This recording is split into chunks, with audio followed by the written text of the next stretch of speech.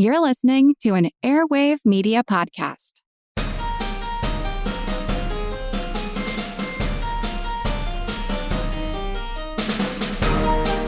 Hello, and welcome to Ben Franklin's World Revisited, a series of classic episodes that bring fresh perspective to our latest episodes and add deeper connections to our understanding of early American history. And I'm your host, Liz Covart.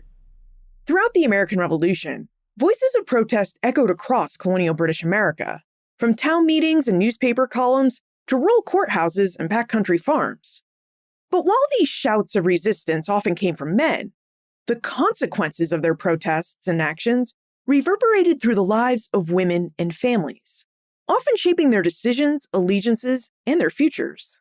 In next week's episode, episode 419, we'll be exploring the North Carolina Regulator Movement, a topic you've long requested, and one that will provide us a look inside a grassroots rebellion.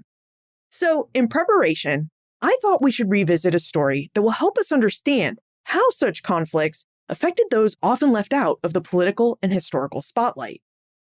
In episode 380, we spoke with Cynthia Kierner, a professor of history at George Mason University and the author of The Tory's Wife, A Woman and Her Family in Revolutionary America. Through the life of Jane Spurgin, a woman who lived in rural North Carolina, Cynthia helps us see how the disruptions of the Revolutionary era shaped women's daily experiences and their political choices. During our conversation, Cynthia reveals how women navigated the political divisions and violence of the South Carolina backcountry during the American Revolution, why loyalty and resistance often look different through the lens of family and home life, and what one woman's story can reveal to us about the wider costs of the American Revolution. All right, are you ready to revisit this powerful perspective on the American Revolution? Let's go rejoin Cynthia Kierner.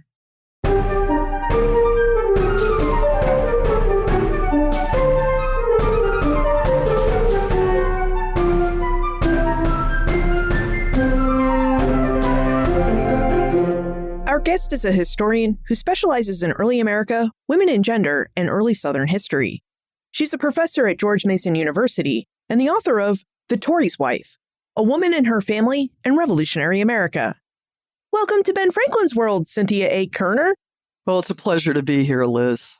Now, The Tory's Wife, A Woman and Her Family in Revolutionary America is a history about Jane and William Spurgin, a couple who lived in the North Carolina backcountry, and their experiences during and after the American Revolution.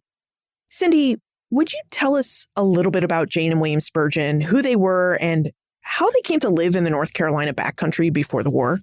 Sure. Well, they were born in Maryland in the 1730s. They were both of English ethnic origin. In fact, William's father had come over from England as convict labor as a young man and settled in Maryland. Jane's family origins were a little bit more respectable than that. Jane and William married also in Maryland sometime in the early 1750s, and then they came to the North Carolina backcountry, specifically Rowan County, by around 1757. And when they went there, they were among the thousands of people who traveled from places like Pennsylvania, Maryland, Virginia, down what was known as the Great Wagon Road to settle in the Carolina backcountry. And they went there mostly because land was cheaper. They often traveled in neighborhood groups or in family groups, and that was certainly the case with Jane and William. Her brothers came, his brothers came. Both of them had parents who were living who came as well. And they had one child born when they left Maryland. And by the time everything was said and done and they were finished with their family, they had 13 children in all. The last two of whom were born during the war. The last one was born in 1780. That's a really interesting migration process. When I've studied post-Revolutionary War migrations, it's usually the second or third New England sons going west to New York, Michigan, and places in the Midwest, trying to find land because there just weren't enough plots in New England to bequeath, especially younger sons. But during their migration pattern, they often moved in winter when the roads were frozen, and younger sons, the men of household, would go out to these western regions, find and purchase a plot of land and set up a starter homestead, and then send for their extended family back east. But the process you're talking about in this pre-revolutionary migration is that you have these big extended family groups who are moving together to the North Carolina backcountry before any sort of infrastructure was set up. Yeah, that's right. And in the Spurgin's case, when William's father died, there were three sons. The father left all the land to William, who was the eldest son. And at some point, not long thereafter, the family decided that if they all moved together, all three of the brothers could get land and they could get more of it.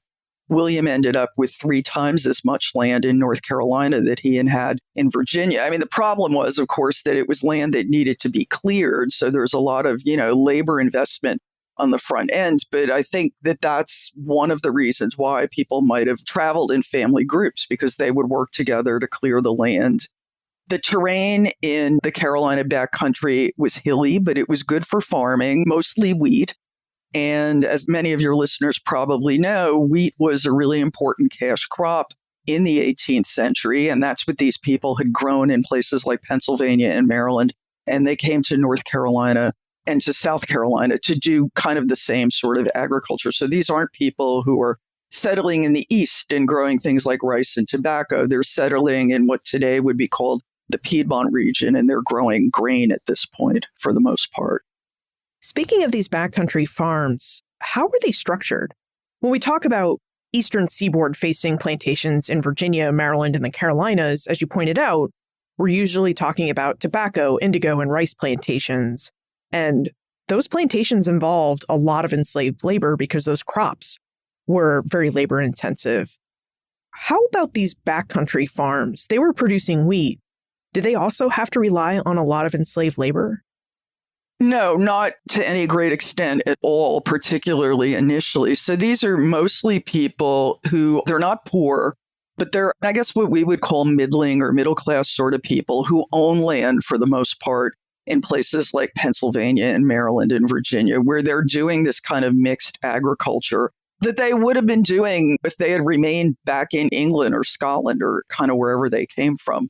So the area was populated with these people who were used to doing that kind of agriculture where you would have grown crops both for subsistence and for trade. You also would have had livestock.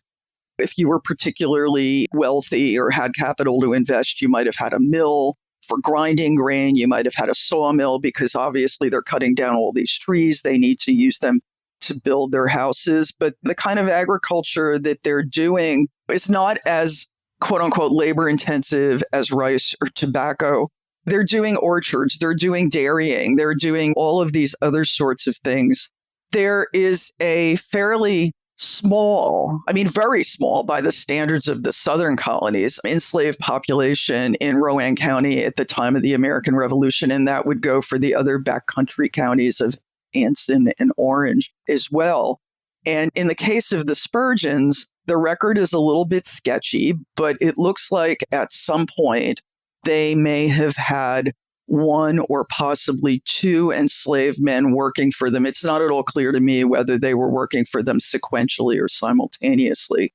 There are some wealthier men in the area who do acquire a larger enslaved workforce, but by larger, quote unquote, we're talking maybe about 5 or 6 people, nothing at all on the scale that you would see in the rice plantations in the Eastern Carolinas or even on the larger plantations in Virginia. To be a member of the quote unquote wealthy class in the Carolina backcountry looked very different than it would have looked in, say, Tidewater, Virginia at this time. So it sounds like the North Carolina backcountry was a place where we would have found a mixture of colonial Americans, people born in British North America, as well as recent immigrants. And we would have seen some enslaved labor, but enslaved people were not a large population in this area as they were along the eastern seaboard. And the backcountry seems to have been this perfect hilly land for farming wheat. So it does sound like a place where families like the Spurgins would have thrived operating a family farm. Cindy, was there any sort of distinctive culture that developed that we could point to now as a distinctive North Carolina backcountry culture? Basically, the culture that developed is the one that had developed maybe decades earlier in places like Pennsylvania and Maryland and Virginia. And here I'm talking about the parts of Pennsylvania, Maryland, and Virginia that coincide with, more or less Interstate 81 today, right? So on the east side of the mountains, but still west of places like Williamsburg and Richmond and Baltimore and places like that. And the culture is, I guess, first and foremost, really ethnically diverse, even if you're just talking about white people. There were English people or people of English extraction like the Spurgins. There were lots of Germans, most notably the Moravians, who have big settlements in both Pennsylvania and in North Carolina.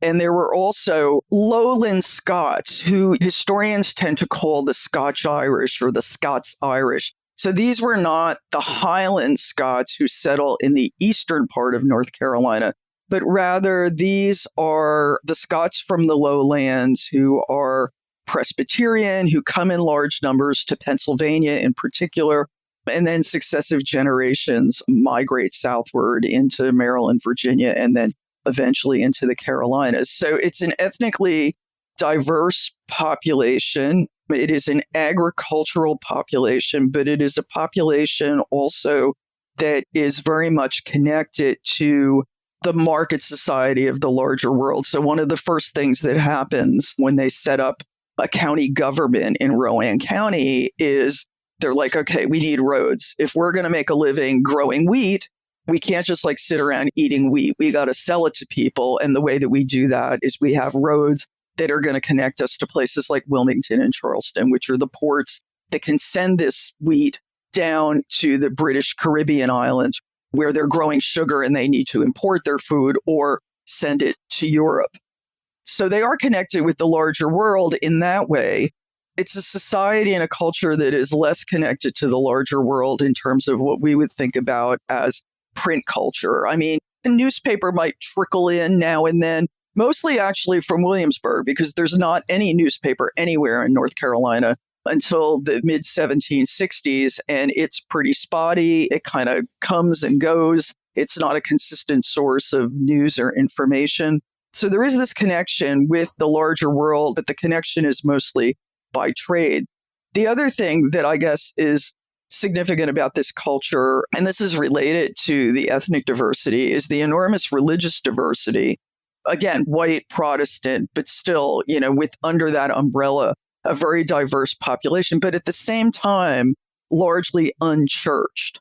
So there are Moravians and they have their ministers, but there are Baptists, there are Presbyterians, there are Church of England people. And for quite some time, most of these denominations are sort of tending to religion on their own, which would not have been the case when they were living in places like Maryland and Virginia. So in that way, when they moved to North Carolina, even though, arguably they're trying to replicate the world they left behind, only with more land for everybody, there are some distinctions. And I think that the sort of relative lack of connectedness and relative lack of religious authorities would be two sort of distinctive aspects of that culture. Another really neat feature of Cindy's book, The Tory's Wife, is that it investigates life in the North Carolina backcountry during the American Revolution. So now that we have some knowledge about the geographic, agricultural, and even cultural landscapes of the North Carolina backcountry, we should really dig into the political landscape that existed there on the eve of revolution.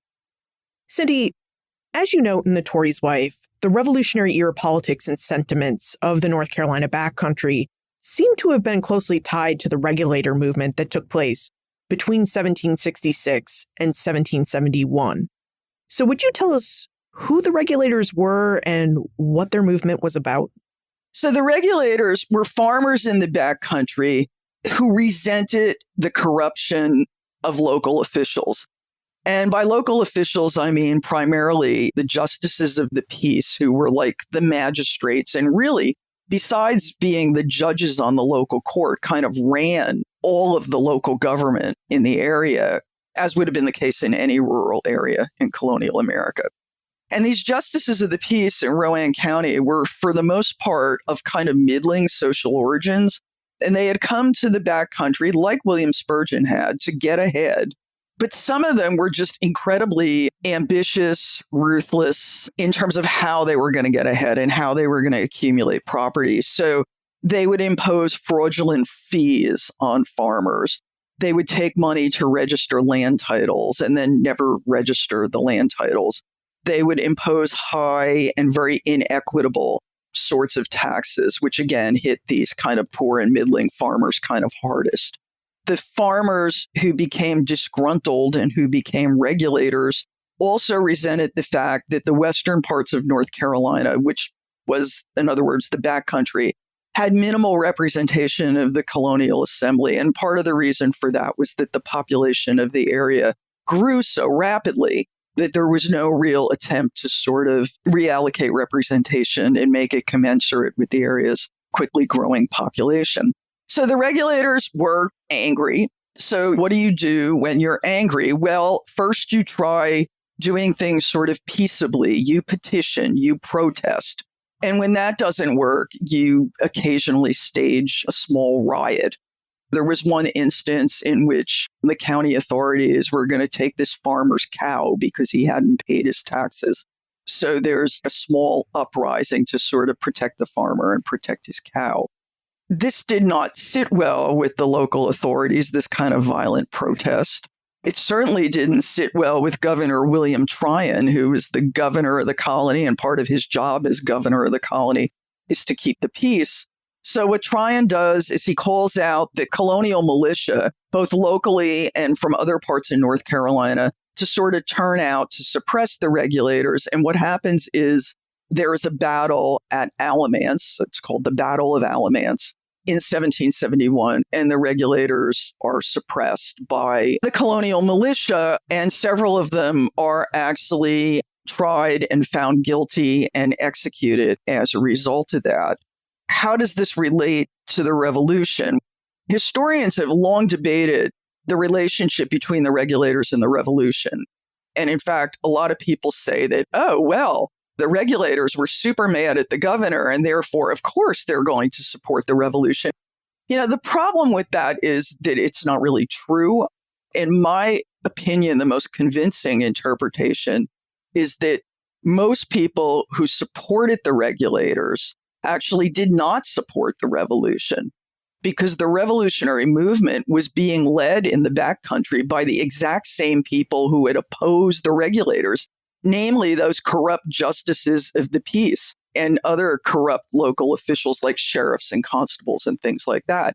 And I came to this conclusion actually through my very sort of specific study of the Spurgins and of Rowan County in particular. How this sorted out might have been different in, say, Orange County or Anson County. But in Rowan County, of all of the justices of the peace, and there were like over 20 of them, William Spurgin was the only one who did not support the revolution, or at least go along with it in some way.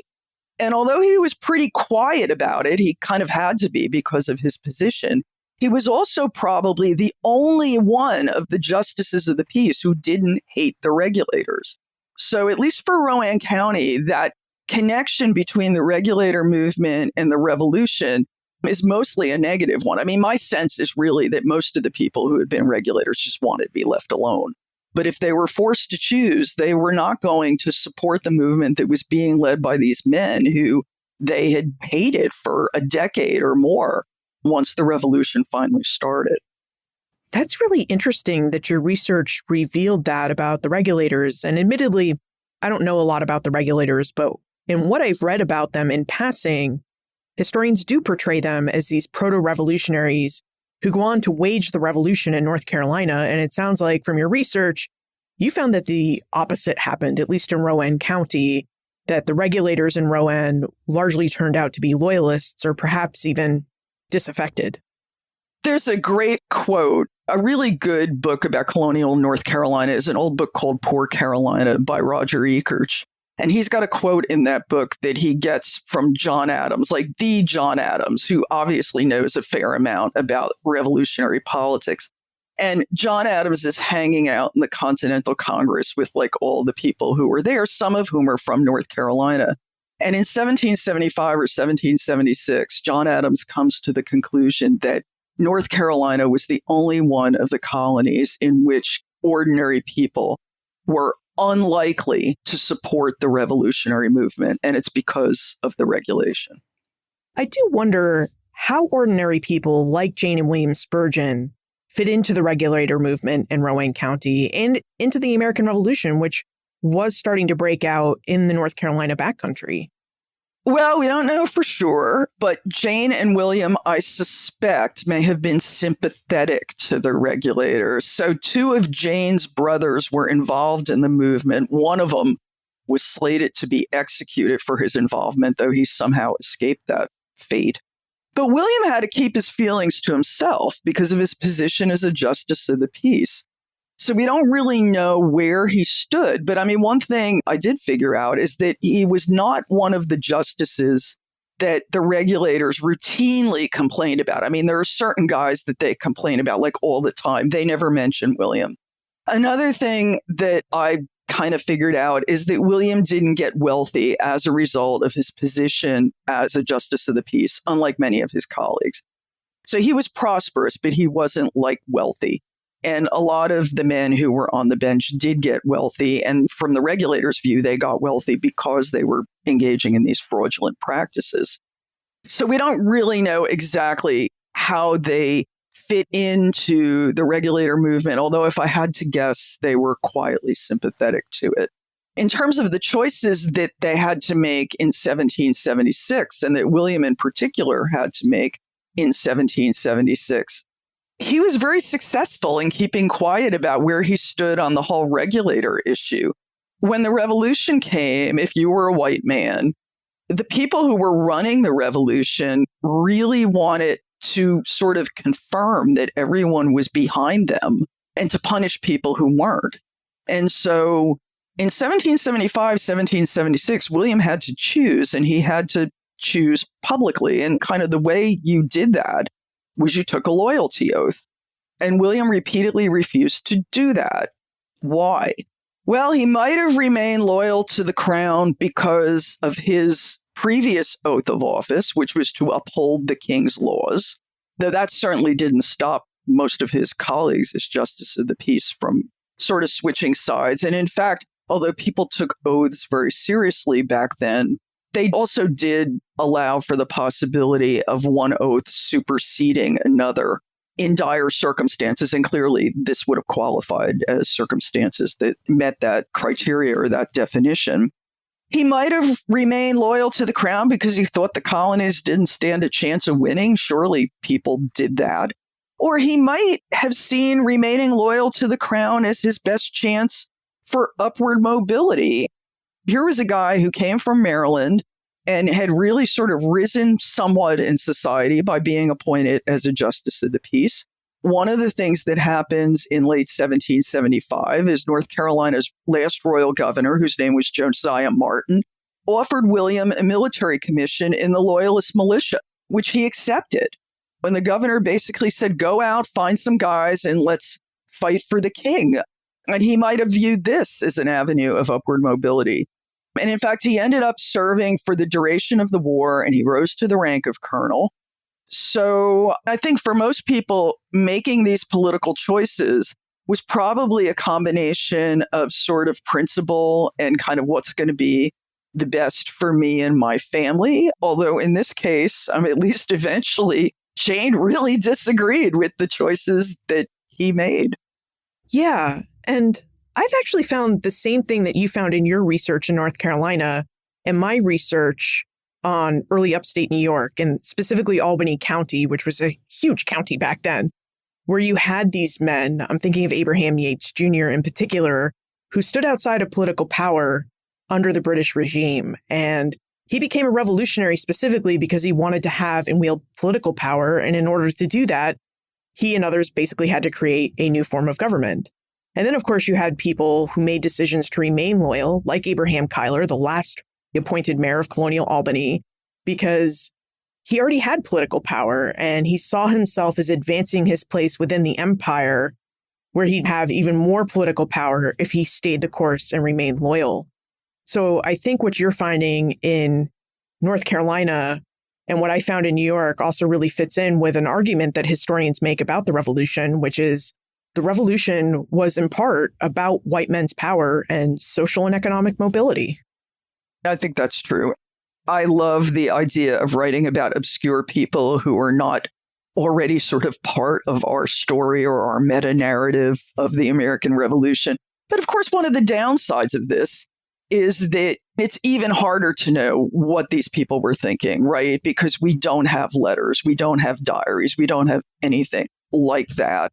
We have a couple of documents for William, a couple of documents for Jane, and we don't really know why he made the choice that he did.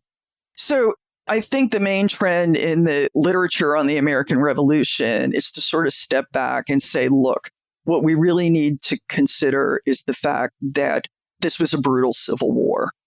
If you want to make that case, there are a lot of places that qualify. But in some ways, the North Carolina backcountry is kind of at the head of the pack, because even though there are no major battles in the area until 1780, which is kind of incredible, right? Because the war starts 5 years earlier. But even though there are no major battles in the area, there are skirmishes, there are raids, and we can see that the population is horribly divided, that there are people who are Tories, there are people who are Whigs, there are arguably even more people who just want to be left alone, and people switch sides. They switch sides a lot. William didn't switch sides, which kind of makes him interesting, not unique, but interesting in this area. Now, when most historians study the politics of the American Revolution, they're looking at the views and ideas of men. And Cindy, one of the great aspects of your book, The Tory's Wife, is that you're not most historians, and you look at the political ideas of Jane Spurgin and her thoughts about the American Revolution. So would you tell us about Jane Spurgin's view on the revolution and about any political ideas that you may have found? Yeah, we mostly know about her political ideas because when the war was over and done with, she was pretty angry for reasons we can get into. I think most historians study the views of men mostly because those views are so well documented, comparatively speaking. Even if we're not talking about someone like Jefferson or Hamilton, who left behind these huge collections of letters and even published material where they write about their political views. The revolutionary committees, as I said, forced all white men to take loyalty oaths. So even if we don't have documents from these kind of obscure white men, we at least knew where they stood. Women didn't have to go on record with their political views in that way because the authorities either assumed that women didn't know or didn't care about politics, or they assumed that if women did care, they would simply agree with their husbands, or I guess if they weren't married, they would agree with their fathers or brothers or whatever, but that men were doing the leading and women, if anything, would be doing the following. So at least until relatively recently, when people wanted to talk about women and politics in the American Revolution, Abigail Adams was their go-to lady. And the reason for that is obvious, right? Abigail Adams became the representative of female patriotism because she wrote so many letters to her husband, John, who was away from home. If John and Abigail had lived together during the American Revolution, Abigail Adams would probably be a historical nobody because we wouldn't have the letters. So for less famous women or women who lived with their husbands, it's even harder to get at their political voices. And that's why I would make an argument that legislative petitions are a really good way to begin that process.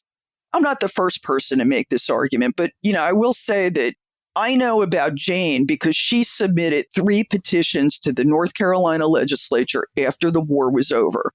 And I know about Jane because people who submit petitions generally do so because they're dissatisfied, angry. You don't petition, you don't ask for favors if you're like comfy and everything is wonderful and cool and so forth. When you submit a petition and you ask for favors or compensation or consideration or whatever, you have to articulate a reason why you are deserving of that consideration on the part of the legislature. So these documents are a good way to get at the sort of sense of political identity of ordinary women, most of whom, I have to say, don't give us a lot to go on. They're smart enough to realize that if they're asking for assistance, they are much better off telling the legislatures, oh, I'm a poor, frail, weak woman with like 15 children and you got to help me. One of the reasons why I was so drawn to Jane is she doesn't do that. I mean, she does. She says, look, I've got all these kids. I need your help. But she also articulates a kind of view of which she understands the new revolutionary political system to be and her place in it. So I would say that it's not that historians aren't interested in women. I think historians are. And in fact, a much better place to look for women is actually in the post-revolutionary period, where people like Jane are petitioning to tie up the loose ends of the revolution, where you have this kind of explosion of print culture that includes like more magazines and newspapers than ever before, and where people actually write about, well, okay, what does the revolution mean for women? Where women begin to write about what does the revolution mean for women. The petitions are a really good way to get at the experiences and the political views of women who, in some cases, aren't even literate, because they'll dictate their issues, their problems orally to a clerk or to a scribe, and then they may or may not be able to sign their names. They're just a treasure trove of interesting stories. And I think a lot of us who are interested in history are kind of in it for the stories. Well, we know women are smart and savvy, so did you happen to find any information that would lead you to suspect that women like Jane Spurgin found opportunities to act on their own and further their own revolutionary political ideas and further their own voices, given that men largely assumed that these women shared the views of their husbands and fathers? Well, I think certainly if the man leaves home, either to serve in Congress or serve in the military, and women are left on their own, they are sort of left to figure out, okay, the British Army is marching through the area. How do I deal with this? How do I protect my farm and my children and so forth and so on? Oh no, now the American Army is moving through the area. What do I do? So a lot of these women, particularly in rural areas where they would have been quite isolated from other people who might have been able to assist them in some way, they need to figure out things for themselves. And I'd be willing to bet that in a lot of cases, their political allegiance or professed political allegiance was situational. This is one of the reasons why you have people changing sides during the American Revolution, and in a lot of other wars as well. If you're just kind of sitting there saying, yeah, I think the revolution is a cool thing, I'm for it, and then the British troops show up with their guns and everything and threaten all kinds of horrible things, it's like, God save the king, I'll go along with that. So I think that's part of it. I think that for a woman like Jane, who clearly decides at some point that, okay, he's a Tory, but I'm a Whig, and I am going to invite Nathaniel Greene to my house, and I am going to volunteer one of our sons to be his scout.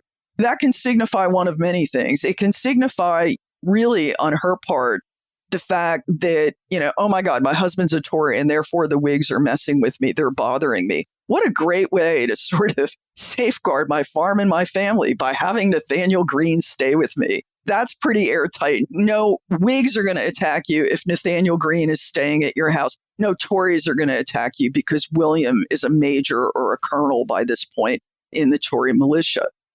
In fact, people have asked me, how do you know that she just wasn't doing that she wasn't switching sides to serve her own interest in those of her family?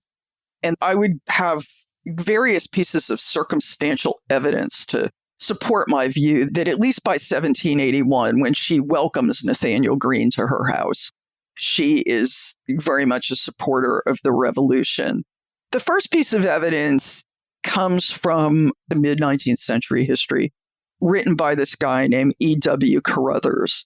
Really interesting man. He's writing in the 1850s, and he is an anti-slavery clergyman in North Carolina, which probably wasn't an easy thing to be in the 1850s.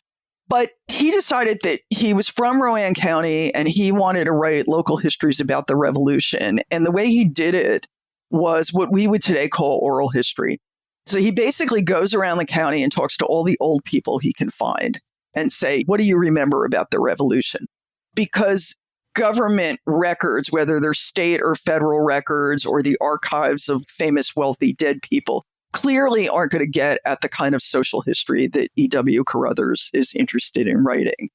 And people tell him that William Spurgin was a big Tory and his wife was a big Whig, like a big supporter of the revolution. So there's that sort of historical memory, oral history. Carruthers would have called them reminiscences.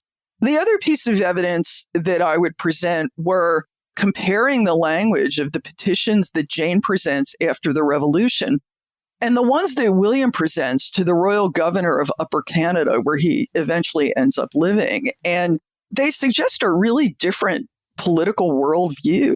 Jane's petitions are legalistic and assertive, and she ends up in her last one claiming what she calls the common rights of other citizens, which to us today might not sound like a big deal. But for a woman to make that assertion in public to the state legislature, the most powerful men in the state, it actually was a big deal. When William goes to Canada, he petitions the royal governor there for land, basically saying, look, I'm a loyalist. I fought here and here and here. Give me land, please. It's this very sort of servile, Your Excellency, I beg you. I mean, he clearly still has that idea that the monarchy matters, that the empire matters, that there is a hierarchy. And although I'm sure he sees himself as above a lot of people in that hierarchy, he very much sees himself as being below the governor and below certainly the king as well. Well, you've certainly mentioned a lot of different details that help us try and understand what the War for Independence was like in the North Carolina backcountry. We have William, who went out to fight for his own political views and to fight for his king. We have Jane, who stayed home with their family and their kids and tried to make the best of the farm and the political and military situations around her. Right now, we need to take a moment to talk about our episode sponsor. And then, Cindy, I wonder if you would tell us more about Jane Spurgin and how she experienced the War for Independence as a single woman living in the backcountry. If Ben Franklin's World has deepened your understanding of early America or sparked your curiosity, please consider supporting the show. We're now independently produced by Clio Digital Media, a small nonprofit I co-founded with fellow historians Joe Edelman and Karen Wolf. There's no big institution behind us. We're just a team of 3 historians with our deep love of history. Your donation is tax deductible and directly supports creation of new episodes, expert conversations, and the kind of trustworthy history that you value. If every listener gave just $5, we'd be fully funded for the year. So please visit benfranklinsworld.com/donate to make your gift. That's benfranklinsworld.com/donate. Thank you so much for your support and for being a part of our story. Cindy, would you tell us more about Jane Spurgin and how she experienced the War for Independence as it quite literally crossed through her land and her front door? Well, it was tough, and we know this mostly from her petitions, and then again, in the larger sense, about the backcountry from E.W. Carruthers' books, and he wrote 2 of them.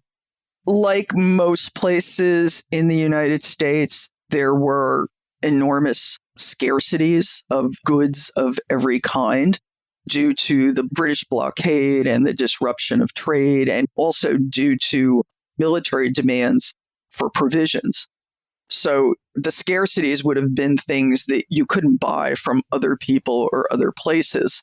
But even if you had a farm that was incredibly productive in terms of grain, in terms of products from the dairy, from the orchard, from poultry, whatever, the military had huge demands for these commodities. Jane at one point says in one of her petitions that those demands were so intense that sometime her and her children were near starving, which might have been a little bit hyperbole, but maybe not.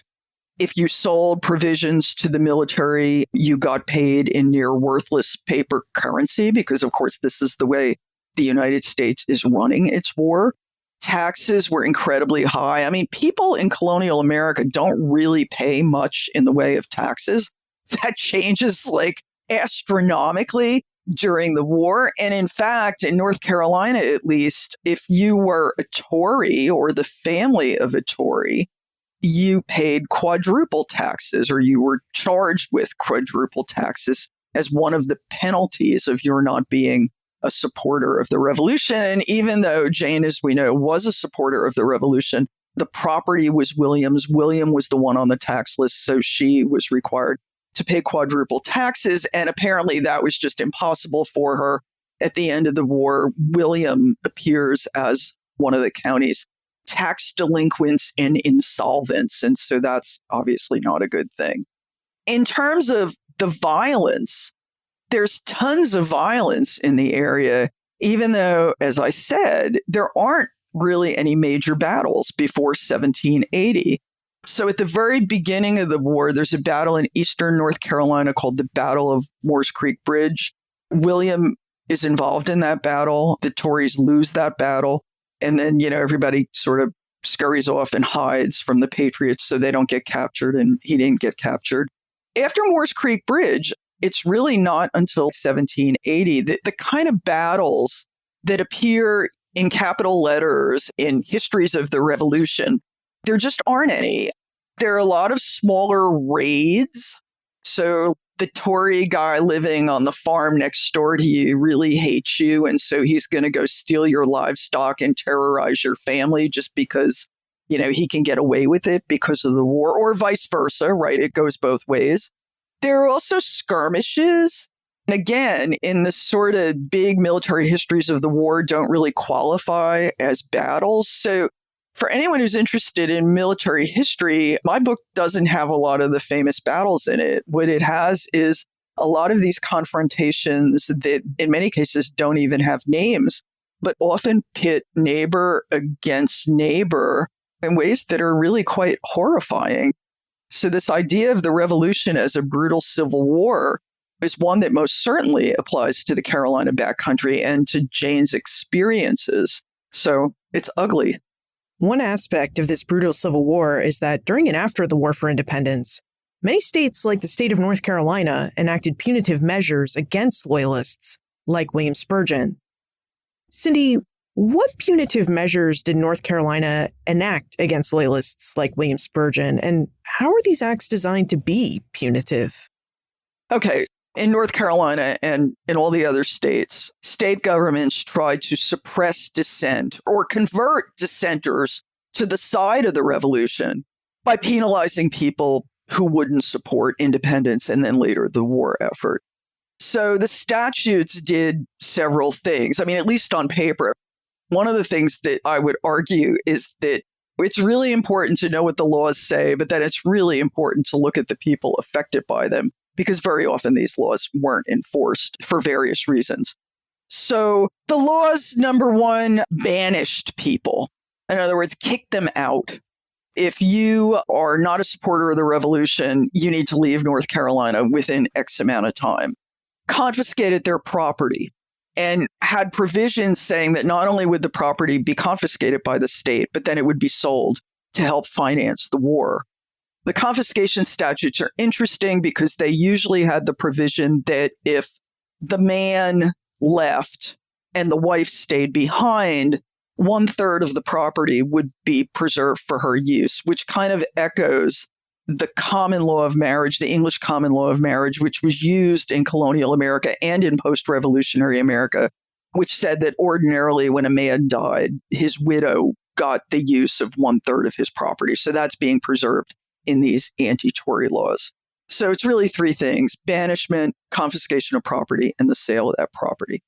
One of the really interesting things is that William Spurgin, although nobody has ever heard of him today, even in North Carolina, well, until they read my book, is that he was actually an incredibly notorious Tory. So these anti-Tory laws, they would sketch out the general provisions of the law, and then they would have a list basically saying, and these are the guys that we specifically really, really, really want to punish.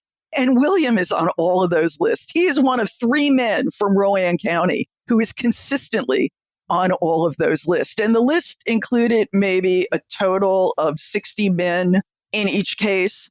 So we're talking royal governors, judges of the Supreme Court, all of these really important people. And William makes the list.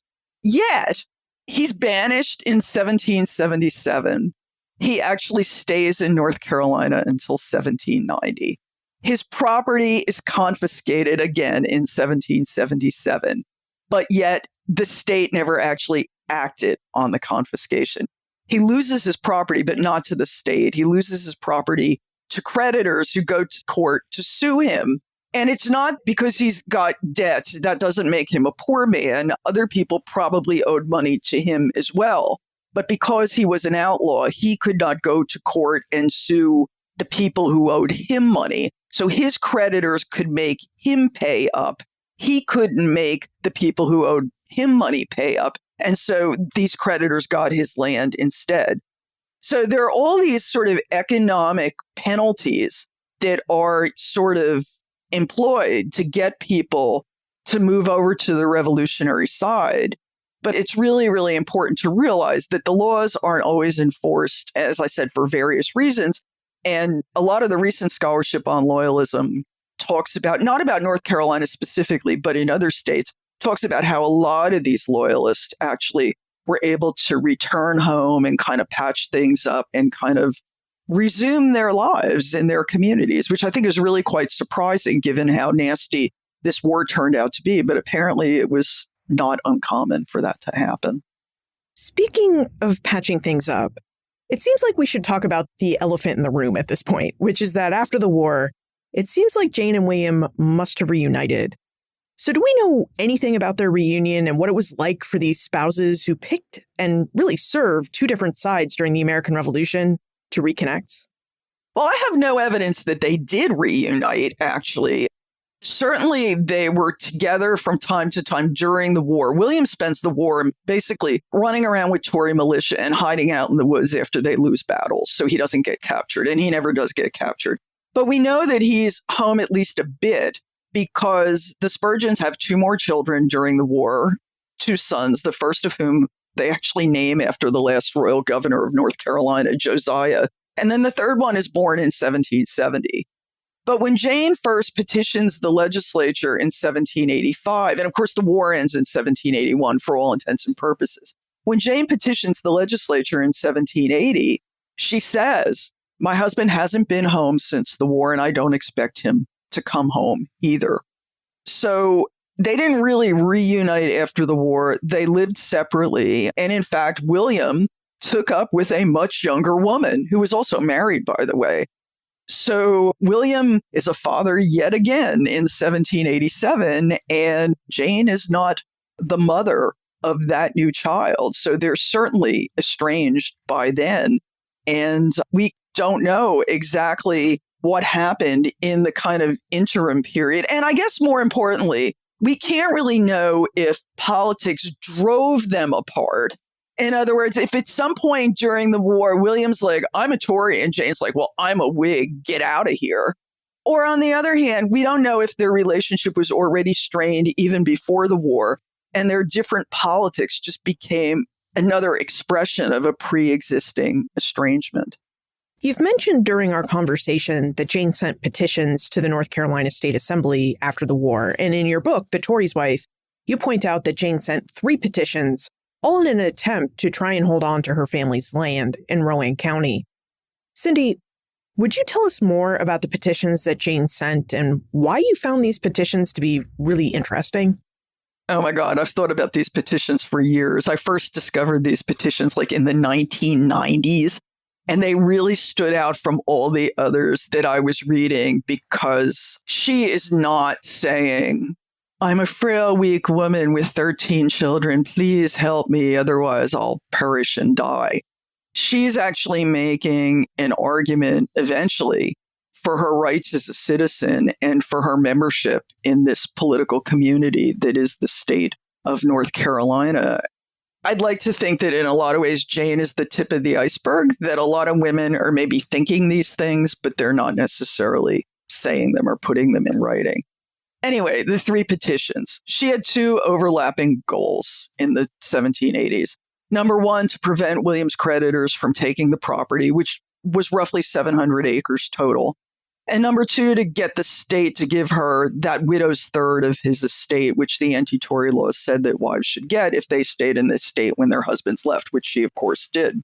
So in her first petition in 1785, she was very restrained, very legalistic in her language. And I think she assumed that the legislature would read her petition, they would read their law, and they would say, oh, yeah, Jane should get 1/3 of William's property. That's what the law says. So my guess is that she was pretty shocked when they rejected her petition. I mean, that didn't happen. So 3 years later, in 1778, she was a bit more assertive, a bit more indignant. And she basically said, look, I've lost the family land. I'm going to be homeless. This is awful. And all of my problems are the result of William's bad conduct. So one of the things she says to the legislators is that she couldn't believe that the lawmakers intended to, and these are her words, make the wife and small children miserable on the account of the husband's and father's transgressions. In other words, she is expecting the state to step in and basically say, look, this was William's fault. It wasn't Jane's fault. She's a mother with young children. We need to step in and make sure that they don't become homeless and suffering as a result of his stupid political choices. She actually gets a whole bunch of men in her neighborhood to sign this petition in support of her position. And it's interesting that the men who sign it, some of them are Tories, some of them are Whigs, some of them probably had no politics at all. But this petition was also unsuccessful. So it's the third petition that the language to me is just so incredibly striking. It was really quite remarkable. In 1791, in her third petition, she explicitly disavowed William. In other words, she didn't just say, oh, well, he made some bad choices. She said, I'm not like him. He was a Tory. I was always a faithful supporter of the revolution. I was always a faithful supporter of North Carolina's war and the Patriot government. And on the basis of her loyalty and allegiance, in this petition, she now claimed what she called the common rights of other citizens, which again, that might not seem like a big deal, but it was a very bold and very unusual statement for a woman to make at the time, especially in public. And I have read all the Revolutionary War petitions for Virginia, North Carolina, South Carolina, and Georgia, although there was a fire that destroyed most of them from Georgia. But basically, Jane is the only one to use this kind of language. And interestingly, no one remarked on her unusual language at the time. My guess is that it probably didn't win her a lot of fans. These guys are probably like, what is this woman doing? And actually, this last petition was not granted by the legislature. It wasn't rejected, but it also wasn't granted. Yet, a few months later, the state land office in North Carolina did grant her title to 400 acres in the area Abbott's Creek in Rowan County, where her and her family had lived. That land title was in her name, not William's, and it included the land on which her house had been built.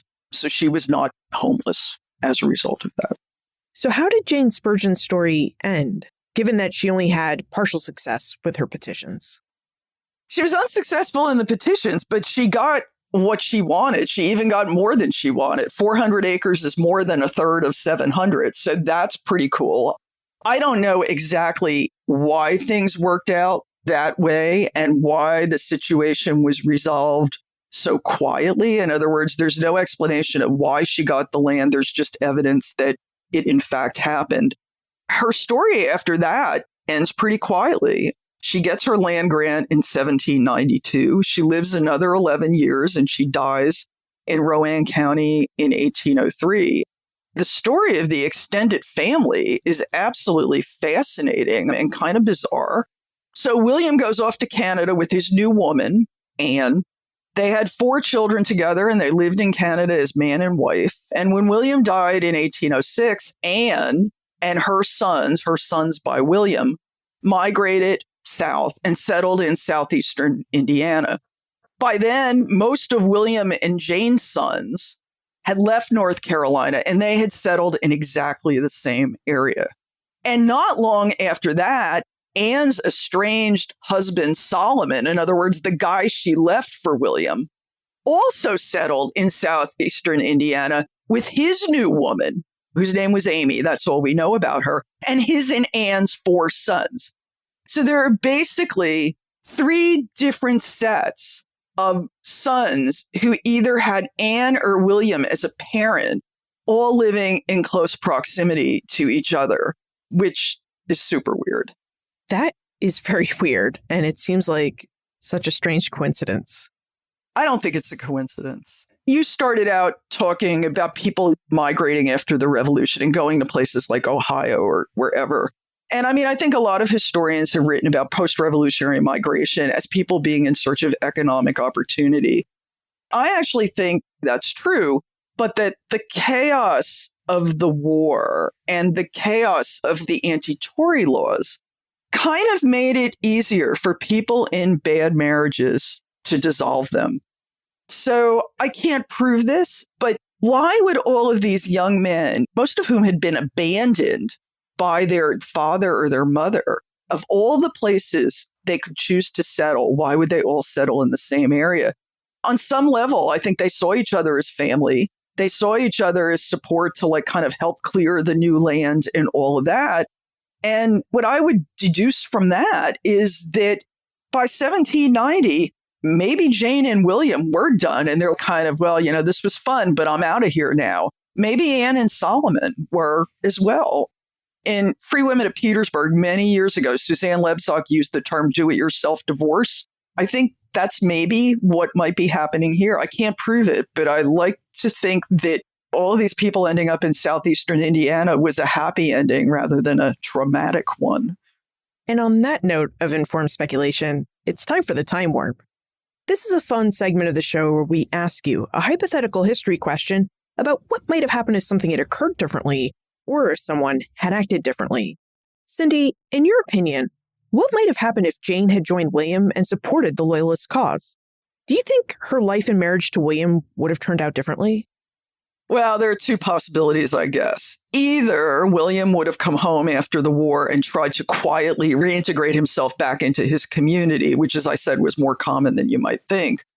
Alternatively, Jane and William would have left together for Canada or somewhere else in Great Britain or its empire. I mean, we now know that after the revolution, there is this kind of loyalist diaspora where people end up in all sorts of places. So I guess that would have been a possibility. But from my perspective, as someone who wrote this book with very limited sources, the really important thing that would have happened had Jane and William both been loyalists and had they stayed together is that Jane never would have submitted those petitions. And since they were the only documents that she ever generated and the only evidence of her voice without those petitions, my book couldn't have happened. And I wouldn't be talking to you and you wouldn't have asked that question. So that to me is the really important thing that would have happened. We wouldn't know about her. There would be no reason for us to know about her. Yeah, we would have lost Jane Spurgin's voice. We would have, indeed. So Cindy, now that you've written this history about the Spurgins and the revolution in the North Carolina backcountry, which sounded like it was a long time in coming, what aspect of history are you researching and writing about now? Two, one of which may be of interest to your listeners, the other one probably not so much. So the one that is an early American project, when George Washington was on his way to New York City to officially take up the presidency in 1789, he did this sort of progress from Mount Vernon to New York. And one of the stops was in Trenton, New Jersey. And a lot of your listeners may have seen the Courier and Ives print and other prints of George Washington and the ladies of Trenton. If they haven't seen it, they can Google it and find it. It's really easy to find. What I'm writing is a sort of collective biography of the ladies of Trenton, and also the way this particular event has been portrayed in visual culture over time, right up to the 20th century, and also the historical memory surrounding the event of that reception. Because it is the only place where the ladies are the ones in charge of receiving George Washington in their community, and there are a lot of interesting reasons for that. My other project is a biography of another notable American woman, though one from the 20th century, which is like super weird for me. Lots of sources on 20th century topics. And her name was Joan Whitney Payson. She was a Whitney who was a philanthropist in New York, an art collector, a venture capital, and founding owner of the New York Mets. Well, I'm interested in that story, but I'm a big baseball fan. As am I, but it was a rough year. Yeah, last year was rough for the Red Sox too, but perhaps this season will be better for both the Mets and the Red Sox. There you go. There you go. So, Cindy, if we have more questions about the Spurgins or women's experiences during the American Revolution, where's the best place for us to pose our questions to you? The best place is through the Mason website. Email. I'm an email maniac. Love it. Answer quickly. Big fan of the empty inbox. So if anybody wants to get in touch with me, that would probably be the best way of doing it.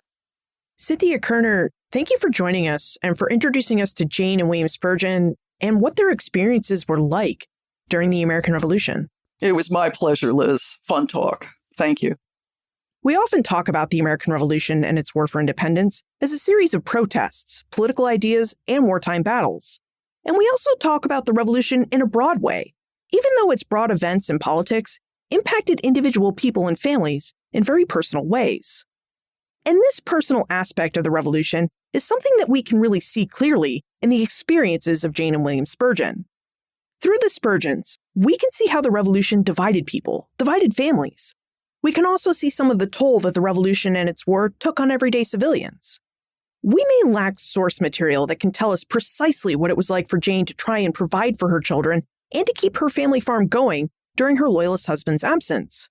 But we can certainly imagine how hard it must have been for her to part with livestock, grain, and other farm produce as British and American armies and militias marched through her land and requisitioned them.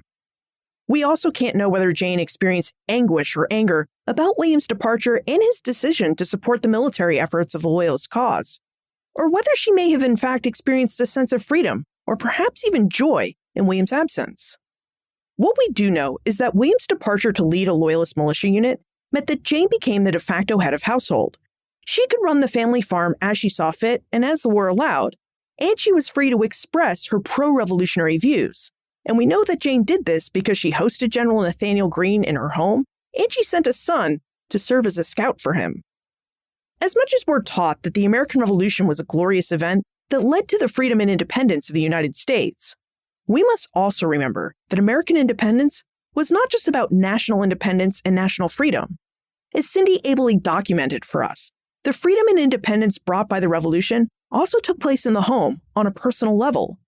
In the case of Jane Spurgin, it meant the freedom to act as a head of household and to petition the North Carolina legislature as a free and equal citizen. It also may have meant the freedom and independence that Jane needed to get out of a troubled marriage and to get away from the different political views of her husband. Look for more information about Cynthia, her book, The Tory's Wife, plus notes, links, and a transcript for everything we talked about today, all in the show notes page. benfranklinsworld.com/380. Friends tell friends about their favorite podcasts. So if you enjoy Ben Franklin's World, please tell your friends and family about it. Production assistance for this podcast comes from Joseph Edelman, Karen Wolf, and Morgan McCullough. Breakmaster Cylinder composed our custom theme music. This podcast is part of the Airwave Media Podcast Network. To discover and listen to their other podcasts, visit airwavemedia.com.